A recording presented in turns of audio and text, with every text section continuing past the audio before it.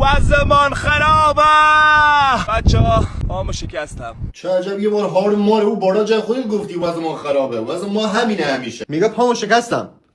خودش یعنی خودش پاشو شکسته. چرا؟ چون دو تا پای اونجا میرفت سخت بود براش، باید سخت‌تر می‌شد، با یه پا با هم میرفت. یعنی تو نمیتونی برای سر خودت نیاری؟ نه، نمیتونم. یه دیده هیچ برای سرش نمیاد، خودش داره به خودش یه پای بچه‌ها پام خورد شد. بعد دکتر گفت 40 روز باید استراحت کنی تو خونه.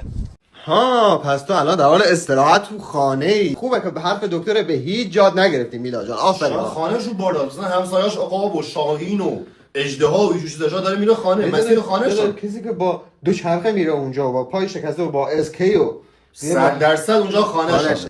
منم گفتم باشد. دلم برا بیشتر من تنگ شد.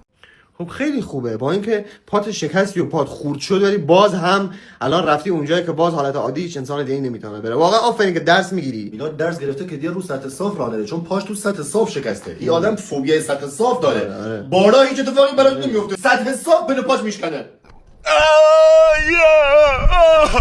بستری بیام. لا اله الا الله.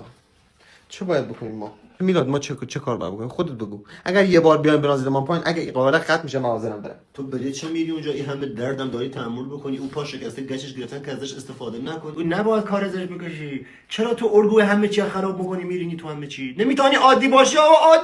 عادی